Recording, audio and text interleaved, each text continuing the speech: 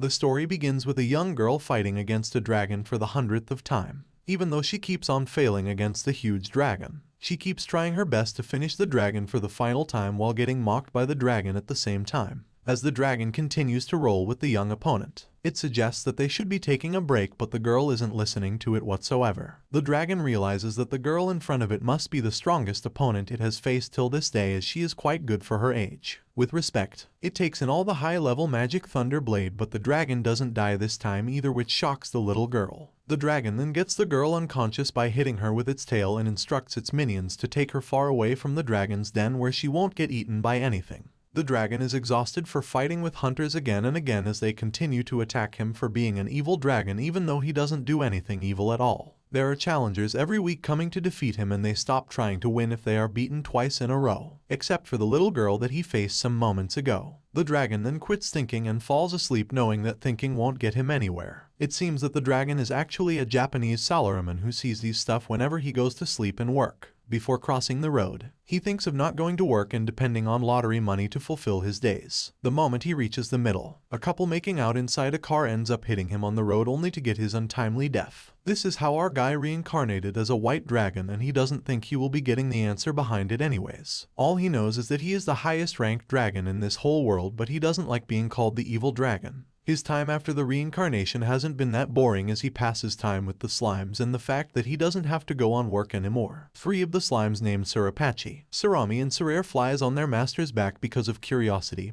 and they all have a great time, including our beloved dragon. He continues to think about having such freedom in his life as a salaryman, and while flying, he notices a monster attacking a human, which makes the slimes beg for his life to him for some reason. Even though humans treat slimes badly most of the times, they still want to save the human, as not everyone is bad. After hearing the request of the slime, the dragon makes an entrance to save the human, and the monster quickly realizes that the dragon is here to fight him. The real strength revealed by the monster was nothing compared to the dragon's strength, and the moment the dragon sets his mind, the monster gets obliterated to bits, and the dragon thinks that it has overdone to a point. The moment he tries to speak to the human, he runs away in fear, calling the dragon an evil dragon, and the monster who was defeated by the dragon wasn't lying down on the ground anymore. The dragon thinks that whatever happened was probably for the best, as he wasn't trying to kill the monster from the beginning, so they just head home. The moment they reach home, one of the slimes come running and crying to state that 3 monsters came and executed every slimes in the community. The dragon notices the dead bodies of all of his slime minions, and 3 monster generals states that they follow the order of Mao, and they will be taking the dragon to their master. The moment the monster generals realize that the reason for the evil dragon to be mad is that they have slayed all of his minions, they continue to laugh while mocking him, feeling that their master will not be needing a dragon who has slimes as his minions. The battlefield changes in an instant when the dragon reveals his true color to the generals, and the last alive general takes him to their master Mao. The moment the last living general reaches his master for help, his master Mao executes him, calling him useless, and faces the evil dragon face to face, who is here to take his revenge for losing all of his slime minions. The dragon protagonist faces the master of the monster generals and states that he is holding in for vengeance for the death of his minions. Mao is astonished how a dragon was able to infiltrate his castle and asks if his own minions have finished off the other dragons. Then he reveals that he didn't have dragons but slimes as his minions, which makes the whole incident quite laughable to the guy, as he felt like it was some kind of joke. Mao thinks that our dragon is boring and uninteresting, as he has finished countless of monsters before, and the dragon continues to wonder how much of his strength he should be wasting against his opponent to finish him off. As he continues to mumble about 20 or 10%, Mao gets mad about his perception and ends up using his famous devil sword against him. But surprisingly, his devil sword was of no use against the dragon, and he blows off his head by using the tail once again as some rocket hit the guy's head. As soon as the dragon starts walking away, calling him boring, Mao wakes up and stands on his feet, revealing his full power, believing that he has found his true competitor this time. Mao unleashes his ultimate magic on the dragon, which rolls all over him, but in the end it's not able to put a single scratch on him. Then the dragon uses his true magic on Mao, which then obliterates through half of his castle and the man himself, proving that he has overdone himself once again. The dragon then visits the treasury, where he meets one of the minions of Mao, who simply just started talking about his life problems. The guy actually tried to run away from the castle but ended up getting caught, so now both of them are contemplating about their life choices together. The guy starts talking about how Mao used to be as a boss, which makes our dragon protagonist remember his own boss that he used to have in his salaryman days. The guy then talks about having a sick mother back at home, as he thanks him for rescuing him and introduces himself as Pellet. As soon as the dragon asks him to bring 3 valuable things in the treasury, he brings a holy sword, a silk bag that can connect to a different dimension, and magical pea which nobody knows about what it really does. Pellet asks him to take every other things with him as well, but the dragon insists that he must be one taking all of those things with him, and also hands him a bottle of dragon tear which can cure all of the diseases. Before departing, Pellet asks for his name, and he rethinks about what his name actually was and tells him to call Wasan as he flies away. Pellet shouts at him to visit his hometown sometime, calling by his name, but all our Wasan is thinking about now is of his slimes, as he isn't fulfilled after eradicating Mau from the face of Earth. Challengers in the forest didn't stop coming as they continued to get strong by killing monsters, while the monster continued to get strong by eating strong beings. But our dragon continues to wonder how his minions got in the middle despite doing anything. And at that time, the young girl appears once again to fight with the dragon once again. The girl is truly focused on beating the dragon while he doesn't even care about fighting with her, and he hands her a fruit to feed on and calm down herself so they can have a conversation. She thinks of killing Mao, but she is rather ashamed that she is too weak to do that, and the dragon continues to explain how he isn't an evil dragon as he used to be a human just like herself. The dragon started seeing himself in her, which actually happened to him back in his previous life, as people's expectations kept him like a prisoner, so he advises her to listen to her heart, which is more important. After eating fruits together, the girl calms down for a while, so they continue to have a talk about how the dragon cares about the slimes, so even if he goes away he will continue to fear for their lives, so he wants to create a permanent solution for the problem. The girl listens to him and introduces the matter of a barrier to him, which then covered the entire forest thanks to the girl and the dragon himself, which will be protecting the slimes from now on. They also opened a signboard to show that the dragon will be moving away in some other forest, and now it is time to say goodbye to the slimes. As soon as the slimes hear about his decision, they continue to discuss about him rethinking his plan, but the dragon is stuck with his opinion, knowing that there is nothing better to do. The slimes only care about staying with the dragon forever, but he doesn't listen to them, which astonishes the young girl as she couldn't help but wonder why the slimes would have such a great connection with an evil dragon. The slimes then explain how the dragon has protected them all this time, acting as their shield, and also the fact that they fly together, but the dragon still takes away by wishing them all the best. The slimes promise that they will grow strong so they will be able to protect themselves even without him, while the tears continue to roll over their whole face in sadness. This whole time the young girl is conscious about the evil dragon, as he never stopped crying the moment he started walking, so they finally take a break and she never stopped patting his wings from then on. After calming down, the girl introduces herself as Kuro and apologizes to him for misunderstanding him all this time, as he introduces himself as Ya. When the girl states that this will be the time to eat something sweet, and the dragon thinks it is true, so he opens up the pea that he received from Pellet and gulps it down. The moment he gulps down the pea, he starts shrinking as he goes through a transformation and turns into his handsome human version almost instantly. The girl states that whatever he ate must be a humanizing pea which can turn any other race into their human version.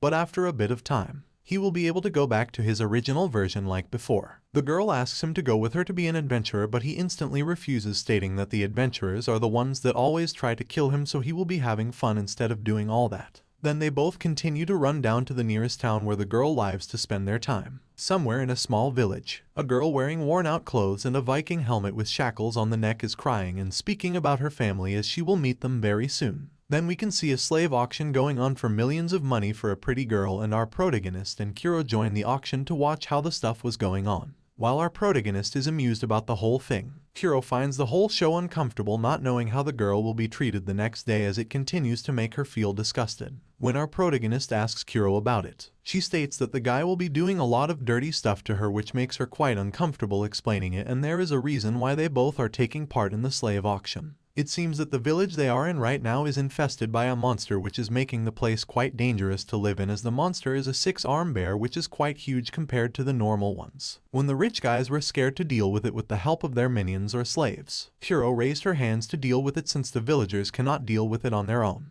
But our protagonist gets in the middle to deal with it on his own to test out his strength. He knows he could kill the bear in his dragon form in seconds, but he wonders how he will be doing in his human form, which makes it more interesting. In one strike, our protagonist slashes away 3 of its hands at the same time while uprooting the head in one strike, which makes him feel that he still has the same strength as he used to do. So, as the savior of the village, they were allowed to get into the auction, which normally costs 200,000 to even enter, and according to their current currency system, one can buy one bread with 100 zeri, as a person's average monthly salary is around 100 to 200,000. So, when they can already see that the bid ended at 22 million, It turned out quite high and they are already on the last one. The last girl walks in wearing a worn-out outfit, wearing a helmet at the same time, and the moment she walks in, people are horrified to even take a look at her face. She introduces herself as Irinu, who is not more than 14 years old, and Kuro recognizes the wounds on her must have been done by some human and not some monster. It seems that the girl had a beautiful face, so she was sold to royalty at a really high price, but somehow she was returned back after a week in this state.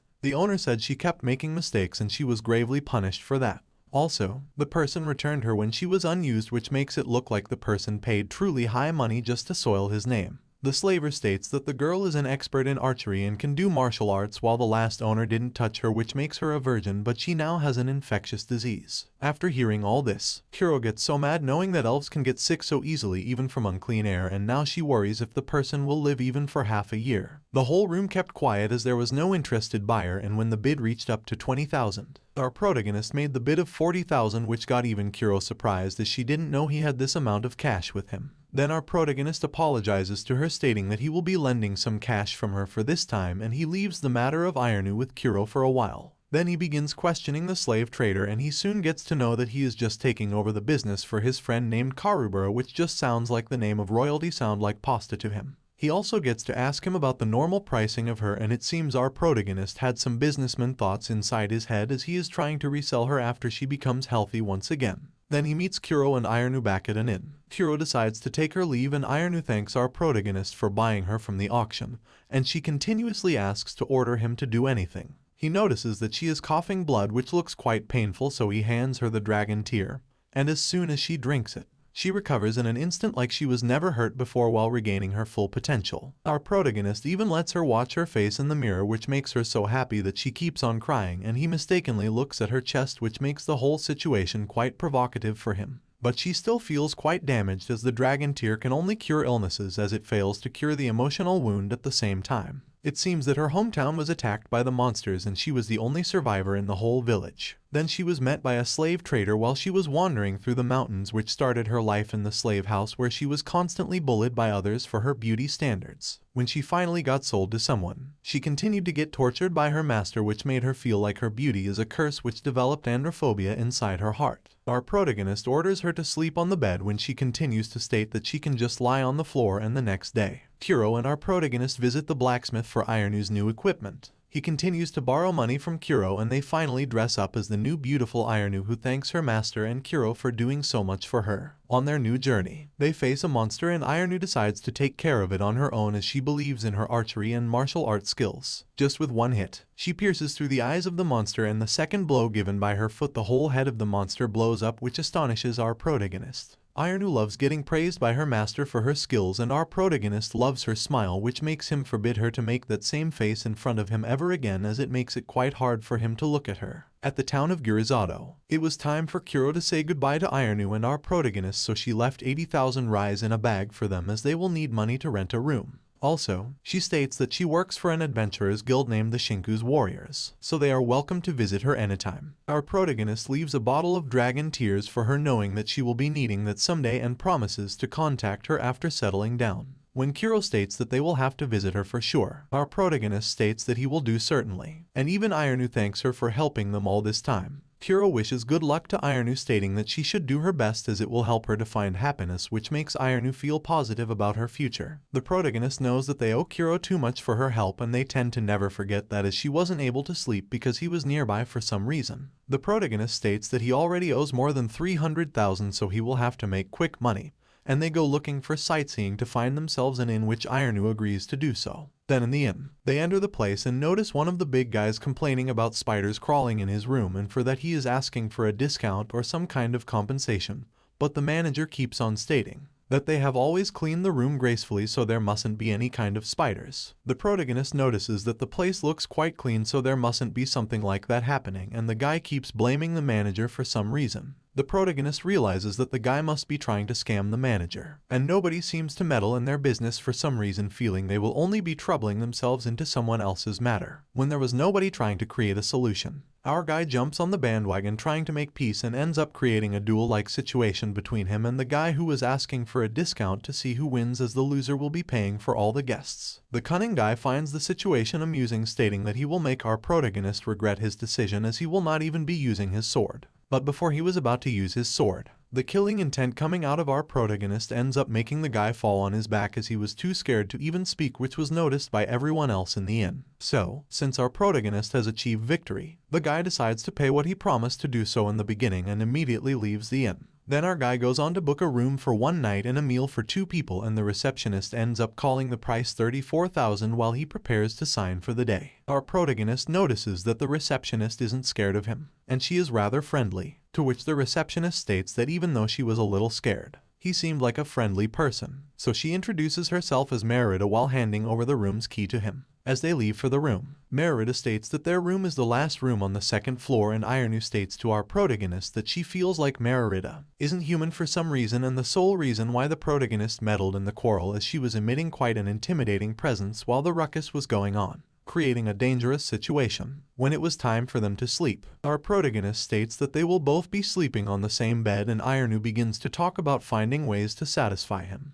The protagonist finds it weird to state that they will only be sleeping together to move away from her fear of men. At night, when they both sleep together, he leaves the room having 2 types of problems. One of them is his appetite and another one is libido. The protagonist tries to fight both of the problems but cannot stand, as he has never felt like that when he was an evil dragon, as just looking at sexy girls makes him want to hug them, feeling like a pervert. Since having such libido isn't that great, so he thinks of dealing with it by going to the nearest brothel where he sleeps with multiple girls until he runs out of money. He realizes that he has nothing left after coming out feeling like a naive little boy, and Ironu had to skip breakfast for that sole reason. As they continue to travel, our protagonist could notice that she was feeling hungry as her stomach continued to growl, but she avoids the conversation, stating that her stomach was aching for some reason. And they arrive upon some goblin monster guarding a dead rabbit. It seems that the goblins are eager to fight with them, and our protagonist divides the monster group in order to fight with them. He instantly finishes the fight by using his dragon fist, which is the most important component of a dragon, and notices that Ironu is almost close to ending her fight with the monsters. When she finally finishes, the protagonist praises her for doing such a good job, and she reveals that she was using some kind of bow magic to make the process faster to speed up the arrows. Then they get on with scavenging the goblins, and the girl states the name of Cyclops, who is the guy with one eye and fights like a brute.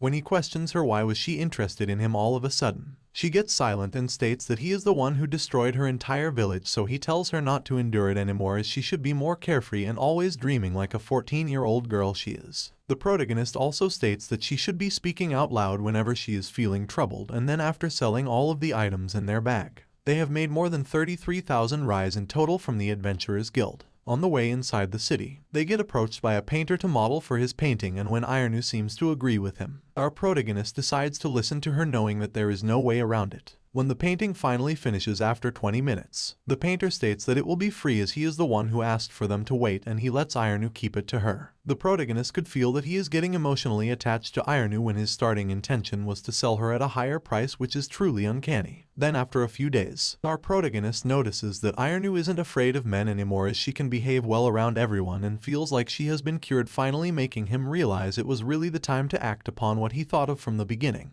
Ironu is excited to know where her master is taking her while making a happy face, while our protagonist continues to rethink his decisions of what is about to happen. He realizes that her fear of men is gone, and he points the direction of the slave house to her, where they are about to head right now. She quickly begins asking him if she has done anything wrong which have made him feel like that, but he begins explaining how he used the theory of an old broken toy. Our protagonist laid out the plan of repairing her and then reselling her once everything gets better, and also the fact that he barely has a place to stay while he wanted somebody to really take care of her. So, he realizes that there is no other way than confessing the truth to her, so he states that he only bought her in the spur of the moment, as if he was purchasing a toy, and he might not be the savior who she thinks that he is. He suggests that getting bought by a royalty must be a lot better, as he has no money and a poor personality. But Ironu states that she only considers him as her true master. She is ready to do anything for him, which leaves him no way other than revealing his true image to her, no matter how scary it would be for her. He believed that she might want to leave after seeing his true face, as he reveals the form of the evil dragon with silver scales. But she still isn't afraid of him, as she keeps on standing in front of him, accepting him anyways. When the protagonist asks her why she isn't surprised at all, she answers that she already knew about him being a dragon, since she read a book that stated that dragon tears can cure any diseases, which made it more clear to her long ago. She also saw him transform on his own while they were fighting, and she states that she may have been scared before but not anymore, as she has already accepted him as her master, which cannot be changed at all. The protagonist tries to mention his name again while depicting the name of his enemies, and she realizes that he has killed gods before, which made the whole matter fly above his head, as he never expected to hear something like this from her. Then he points out how he came from a whole different world after being reincarnated as a dragon. The way he got into an accident in that world. It didn't stop there, as after being reincarnated he had to accept the torment from multiple adventurers, and that is how he met Kuro in the end. He also lays out how his minions were killed because of his fault, but Ironu still isn't surprised by hearing all this, which makes it look quite impossible for our protagonist. He asks her how can she be so calm after hearing all this when anyone would have been fearing for their lives already, and she states that how a new owner would not be better for her, as he will be setting out conditions on her anyways, which will make everything quite difficult. The protagonist continues to wonder how she really knew, as he had asked the slaver how he could sell her to someone who would not abuse her, have a sexual indulgence, or think of selling her as a slave to give her normal rights, along with understanding the loss of losing family members, which felt like the guy was looking for a family member from the beginning, as he laughed at his face. Ironu states that he has thought of giving her a peaceful life, so the incident that happened to the slimes will not happen to her anyways, and she also doesn't care if it gets dangerous for her. No matter how it happens to her, she will always be with him while acting selfishly loyal to his desire, as she wants to continue staying together with him.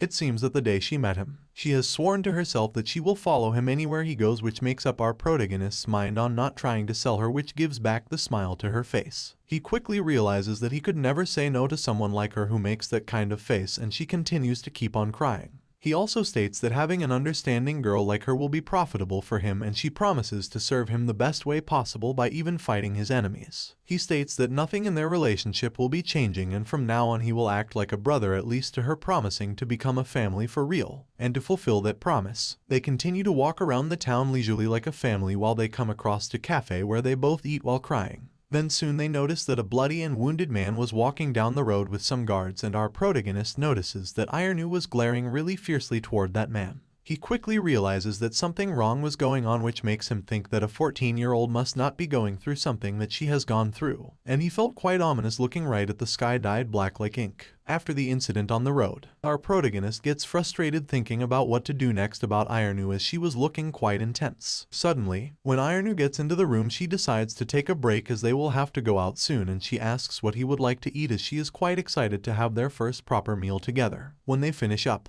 Ironu takes her leave, stating that she will be back for dinner, and leaves our protagonist to contemplate what is about to happen next, as she has been acting pretty crazy since the moment she saw that man. He thinks that the whole thing might be quite personal to her, which will make digging deep embarrassing, but he cannot stop thinking about the killing intent he felt from her. Then when he met Merida on his way, she asks about why both of them are together this time, as Ironu was making such an angry face as if she is about to finish something she left unfinished. Merida thinks that it will be better for Ironu to discuss it with someone before she does anything hasty herself, which makes her feel quite worried about her. Then our protagonist realizes that the whole situation isn't any good, so he leaves instantly, running through the door of the inn while Merida keeps on looking at him. On his way, he remembers that the injured guy was taken toward the royal district, so he should try going there, and he suddenly meets Kuro, who asks where he is about to go. Our protagonist feels like he is quite lucky to meet her on the way, and after discussing the whole thing to her, she states that Ironu might be looking for her revenge, which makes our protagonist think of 3 possibilities of where she can go. He knows that there might be the monster that destroyed her village, the person who enslaved her, or the person who is her ex-master. Since the ex-master is the only person available in the town,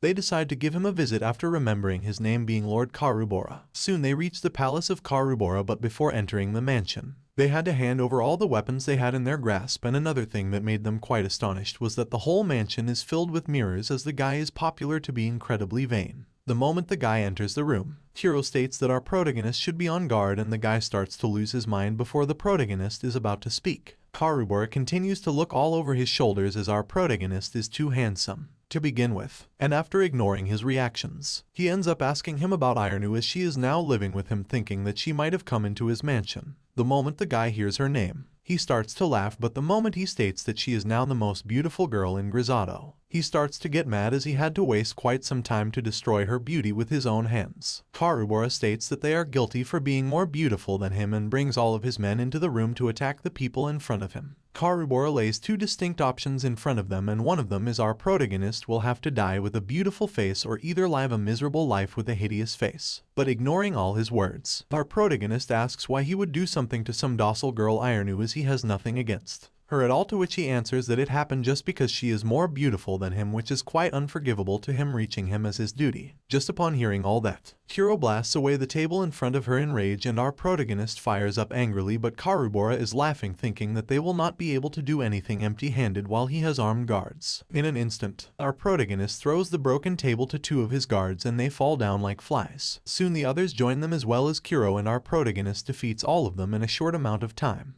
Now it is time for them to take care of Karubora, and before our protagonist is about to make a punch to provide him the same treatment he left for Ironu, Kuro holds his hand, stating that he is only wasting his time doing that, as they should be looking for Ironu. They question the man if she had come here, to which the guy says that she didn't, so they look out and Kuro asks him what the man was saying or doing when they met him on the road. After hearing everything, Kuro realizes that the guy might have been one of the victims of the one-eyed Cyclops, so they rush into the Adventurers Guild, believing that there must be some sort of information about the monster. When they reach the guild, the receptionist states that a village near the Kimmery Forest was destroyed, and the one who destroyed the village was none other than a Cyclops who later disappeared into the forest. The people whom they saw wounded yesterday are none other than the victims of the Cyclops, and the subjugation force is being assembled, which will arrive in a few days, which made the situation quite serious. It is stated that the whole team of top adventurers and the Duke's army will be incoming to subjugate the monster, to which our protagonist realizes that he might not have paid much attention to the monster when he fought in his dragon form. So, he thinks of not wasting any more time going into the forest, so he says bye to Kuro. But before he is about to exit the guild,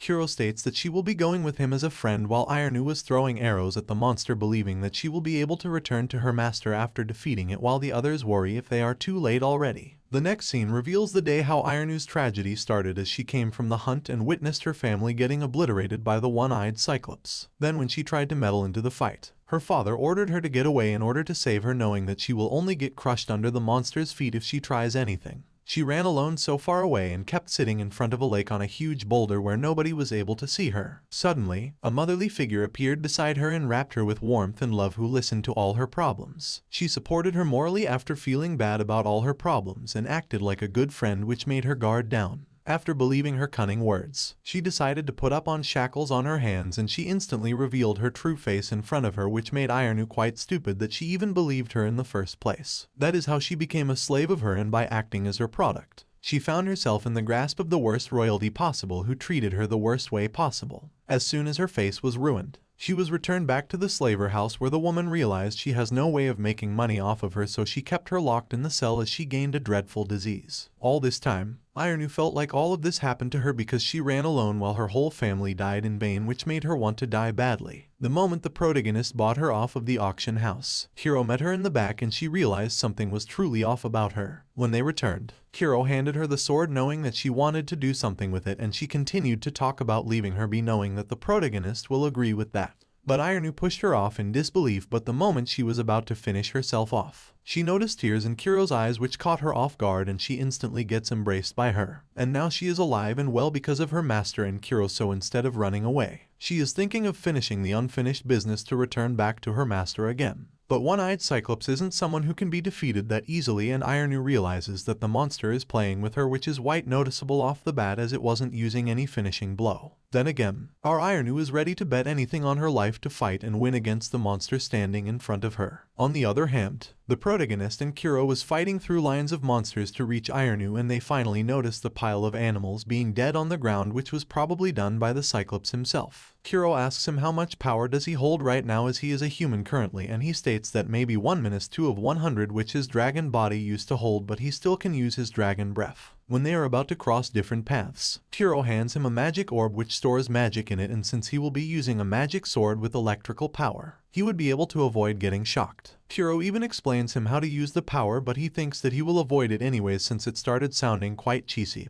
and embarrassing to him. And when they finally hear the sound of ongoing battle far from them, they notice that the whole pack of killer wolves have surrounded them to blast them all together. Kuro and the protagonist continue to finish off all the wolves in the area, and they realize that the wolves may have come to take revenge for their dead comrades. But the saddest thing is that they aren't even the ones who killed them in the first place, and they even has to hurry since Ironu's life is on the line. When more of the wolves come like a wave, Kuro instructs the protagonist to leave them to her and move on to watch over Ironu, so he decides to do what she says. But he remembers to remind her that also Kuro shouldn't be risking her life as he isn't ready to have someone dying on him, which includes her as well. On the other hand, Ironu reaches a point in fight where she has no hope left in her as she sits down on the ground. When the Cyclops notices her lack of energy in the fight, it starts to mock her, reminding her that he remembers what happened in the elf village that day as he remembers her. He talks about having fun just like that day once again, and just then Ironu jumps above in the midair and places a dangerous kick on his throat as bloodstream continues to come out like a wave. It seems that the big guy is finally down and Ironu feels like she is finally in peace as she continues to pray for her dead family. But when she opens her eyes, she notices the Cyclops is now standing in front of her while having no wound on the throat and makes an incredible punch on her sideways, throwing her off on a tree. As she falls down on the ground,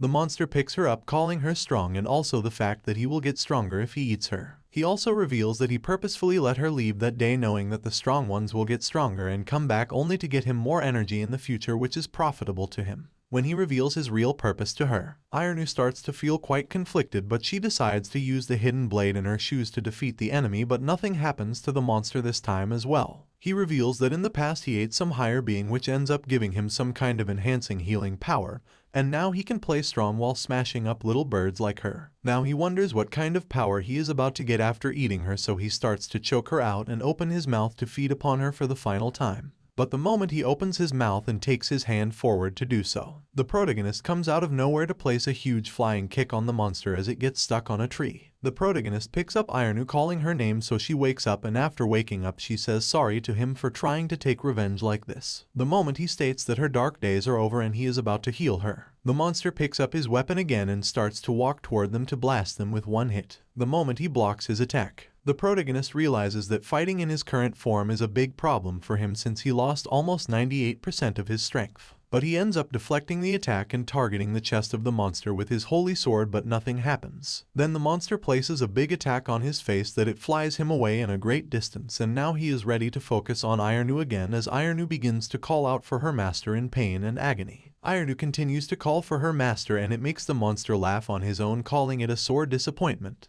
Then our protagonist comes out of the smoke and states that he is alright while he is bleeding from the attack made by the monster, while wondering why the sword didn't do much to the monster's body. The monster couldn't believe what he was seeing in front of him, and the protagonist continues to ask about his intentions about letting Ironu run away so he can have fun killing later. The monster continues to agree with the statement, stating that it isn't his first time doing something like this, which makes our protagonist feel like he was truly communicating with a disgusting bastard. But it continues to brag about how fun it is to rip off someone's arms and legs while they are still alive, and how fun it is to kill someone's loved ones in front of them, which continues to rage the protagonist as he has never seen someone more cunning and dirty than him. He gets reminded of old executives tricking people for profit as they only see their employees as nothing but pawns. Also, there are people who steal others' credit cards to ruin their lives, but even they cannot be compared to the monster that is standing in front of them. Instead of getting scared, the monster blames people for being weak and seems interested to tell a story to the protagonist, but our protagonist calls out for the lightning sword and he gets ready for another heavy strike to the monster. The moment he raises his sword against the monster, it starts mocking him, calling it a little thing, but the moment he gets to block it,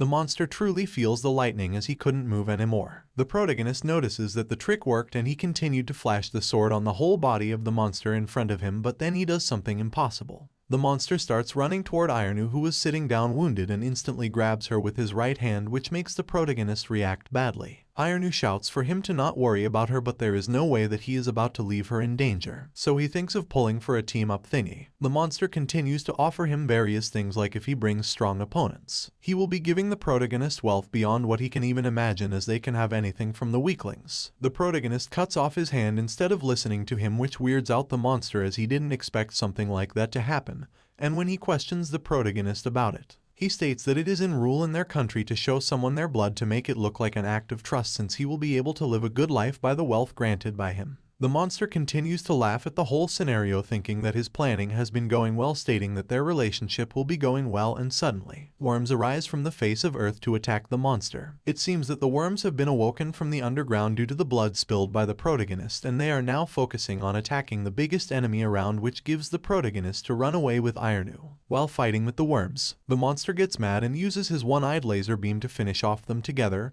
and when Ironu notices it, She decides to sacrifice her life for her master, but the protagonist reveals his dragon hands to save the day. The monster couldn't believe that he was able to block it by looking at his hand, and the protagonist decides to deal with the rest that was in front of him. The monster couldn't believe that he will be on the road of death so easily, as the protagonist cuts up every limb of his body to turn him handicapped on the ground and continues to beg him not to stab his heart, as he will die if that happens. The protagonist knows that stabbing will do nothing to the monster, so he catches the beast on his words, as he has already faked his death to run away, and decides to reveal his true face in front of him. The moment the monster catches on the fact, it was already too late for him, as the protagonist stabs his head with the holy sword in his hands, which seals the end of the monster's fate. Serious things tend to go inside the protagonist's mind when Ironu doesn't seem to wake up, knowing that he has to cry hard now, which is the only way to save the girl since his tears work like a healing potion. He gets out the chili sauce he got as a prize and starts chugging it down his throat, trying to cry as his whole mouth continues to burn while he keeps on crying like a madman. Suddenly, Ironu finally wakes up and he lets her know that the monster is now finally dead and he was able to save her by healing her up somehow. Ironu realizes that he has saved her once again, as she continues to form up more trouble for him with every step she makes, and even though she tried her best to help him, she is too weak to do so, for that she is ashamed. The protagonist states that it is fine, as he is fine with that trouble, as he has already accepted her as a family member, so she can be more selfish to live the way she truly wants. When she finally calms down, they decide to go look for Kuro, and after not finding her where she was, they thought that she might have gone back to the town, and on the way, they meet the disgusting royalty who almost ruined the life of Ironu. The man was waiting with a load of men behind him, as he is disappointed not to see Kuro with him, as he is about to make the protagonist pay for his acts against his beautiful face. The protagonist instantly recognizes the man to be the Karubora guy, and the man quickly recognizes Ironu as soon as he glances over her, and the man instructs all his men to quickly finish the protagonist off. But Ironu isn't someone who is ready to hear all that and act like nothing happened. So she takes out her bow and arrow as she places a direct hit to the man's chest, which ends up creating a flow of blood, as he continues to squeal like a wounded bird. He again directs all the men to attack the protagonist, but Ironu takes the lead once again to hit all of them with her arrows, as she isn't ready to let anyone harm her master. People starts to run away after seeing the danger firsthand and leaves the royalty behind them, knowing that something is about to go wrong with him. Ironu asks the protagonist what she can do to the man, and he instructs her to do whatever she likes with him, but she decides to leave the man by keeping him alive. She also states that she has never considered him as her master, so he shouldn't be showing his face to them ever again. Then they both realize that the man didn't meet Kuro on their way, while we can see that Kuro is on her way worrying about the both of them, as she finished up killing all the monsters on her way. They meet in a weird way, as Kuro was about to attack the protagonist by mistake, and the moment she notices Ironu, she embraces her, which makes both of them cry as they were worrying about each other, as they have already finished all their business in the forest. It was time for them to go back to the town for their next step in life and journey. The moment they reach the town of Gurizato, our guy realizes that he has to deal with his debt as soon as possible, so they need to work hard, and Ironu was excited that they got to deal with a Kuru bird today. As they are standing on the side of the road, they notice an expensive-looking carriage, which is possibly the one which is owned by the landlord, as only the poor people have to walk on their feet. On the other hand, the lord's daughter was having a discussion with her knight about her father assembling a subjugation corps just the same way when the silver dragon appeared. But she still believes that her father would never attack the villagers, which makes the knight sigh on what she was hearing with her own ears. Lucille thinks about the silver scale dragon, who is completely different from the rest, as she has seen him with her own eyes. The dragon that can kill gods if they fight together. 2 years earlier she was in the Great Canyon practicing on her magic skills with the wand she has, but she believed that she wasn't good enough even though she has been practicing quite hard. She got away from her knight Rosella, as she has created distance from them, and even the guard might be looking for her, but she feels refreshed coming to the canyon to practice on her skills. While she was lying down on the ground, she meets some slimes who end up greeting her by mistake, and after realizing the ruckus they caused, they try to run away from the situation. Lucille couldn't believe what she was seeing, so she calls them back, stating that she means no harm toward them, and even throws away her weapon to make her believable to them. She finds them so cute, so they all start to get introduced to each other, and the slimes state that their names are given by their boss, as they somehow got separated from him. When Lucille states that she wants to help them find their boss, they dance in happiness while she continues to wonder if their boss might be a giant slime or something. The moment one of the slimes notice a ball-like particle forming on the rocks, it thinks that it might be something quite precious, so it was about to give it to his boss, but before Lucille was about to warn him, it ends up blowing up on his face and grows into a huge monster, and its subjugation is rated as a rank mission at the Adventurers Guild. The monster is none other than an earth elemental, and Lucille takes the lead, stating that she will be buying some time for the slimes so they can run away from the trouble. But the slimes do not listen to her and state that they will be attacking the monster to help her as well. But they soon realize that their hits aren't going to do much while they will continue to get hurt on their own. Lucille states that they should be leaving that job to her as she is capable to defeat it with her strongest magic power, and the moment it hits the monster's core, it blows up in an instant but then gets fixed in an instant like nothing happened. She realizes that destroying the core, which is that orbit, will just keep on coming back, but to find the hidden with the little amount of mana she has left, it will be impossible for her to fight back. After realizing that defeat is inevitable, she guards the slimes and sits down on the ground while guarding the slimes, but gets protected by none other than the silver scale dragon. The slimes start to smile in happiness after having a look at their boss, who is now about to protect them from trouble. The dragon then instructs them all to move away from him as he is about to fight with the monster in front of him, and he ends up making a great hit, but it doesn't do anything crucial. Lucille then helps him out, stating that there is a core inside the monster, so he should be destroying it properly to finish the monster off, so he rises up above in the air to crumble the monster into a pile of dust. Lucille finds his abilities amazing, so she begins to cheer with the others, and now it was time for the dragon and his minions to go back home. Before parting their ways, the dragon states that he doesn't think he will be meeting her again, so he thanks her for saving the slimes from danger. As he begins to fly away, Lucille thinks that he has stolen her heart, so she wants to meet with him once again. And now in the present time, she is discussing with Rosella what they are about to do today, while the real dragon man is standing right close to their carriage. In the evening, the protagonist and Ironu goes to the guild to get their money for the bird they have killed today, while their receptionist for today is the lovely Shiera, who is impressed by their abilities. The protagonist starts to brag about the bird's potential to make the situation look more appropriate, and Ironu thinks that her master likes that kind of woman, as Shiera states that there will be guests meeting him soon. In that instant, Rosella and Lucille walk into the inn, so they sit down at the table to discuss their business after getting introduced to each other. It seems that they are interested in him as he was able to defeat the Cyclops, and since he is capable, they are interested in him taking part in the recruitment test for their subjugation squad, as their target is none other than a dragon. They soon then reach the house of Duke Stride and meet Lucille there, who is also taking part in the recruitment test for the subjugation squad, which is just about to begin. It seems that the dragons have ranks in them, which our guy didn't understand and first, so he asks about it to Lucille, who begins to explain the whole theory to him quite easily. As soon as she begins to elaborate, it gets our man worried, since he doesn't know which rank he would be as back when he is an evil dragon. He didn't care much about it as he could finish anyone off easily, but now it can be a problem quite easily. Lucille continues to speak about dragons, and in the end, she mentions that she likes the evil dragon who is called Shining Silver and is in the highest rank of dragons. Suddenly, he gets approached by one of the captains named Jail, who is getting ready to fight with him. It seems that he already caught on the fact that he is the person whom Rosella directly invited, which made him quite jealous, so he comes to threaten him with his weapon as he is the captain of the subjugation squad. While he continues to threaten the protagonist, he continues to feel some chill coming from somewhere and notices that Ironu was going insane while feeling the true agony of someone threatening her master. After seeing the sight of a young girl calling him a master, the guy keeps on calling him a freak for having her as his slave, but the moments continue to get intense with Ironu, who then gets her arrow locked and loaded onto the man for blabbering nonsense about her master while stating that he shouldn't be saying dirty stuff about her master. Even Lucille realizes how angry Ironu can be when someone insults her master, and the protagonist ends up calling off the confrontation between them, knowing that anything hasty can happen anytime soon if it keeps on like that. Suddenly, the main captain Garbaz arrives to hit on Jail's head, stating that he shouldn't be messing with the guests.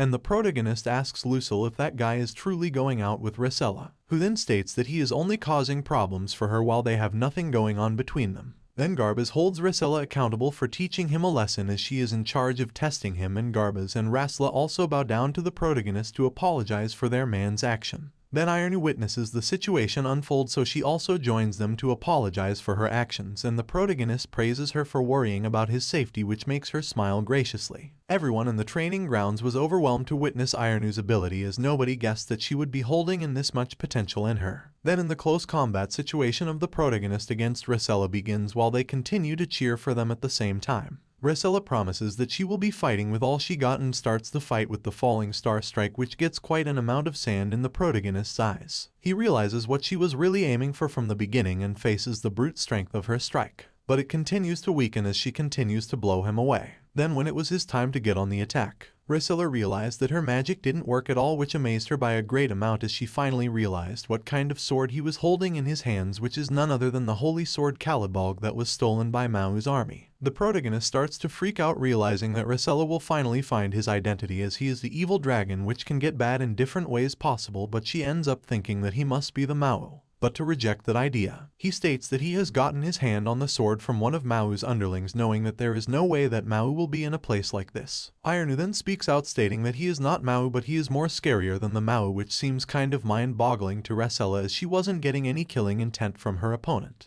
Then they begin to restart the fight once again, and Ricilla's statement of not holding on kind of becomes boring to the protagonist. So she states that she has never lost to a man, which encourages the protagonist more as he thinks of becoming her first man. The moment they engage in combat, the protagonist ends up providing a huge kick on her face, and he only gets amazed as she was able to aim his neck after all that.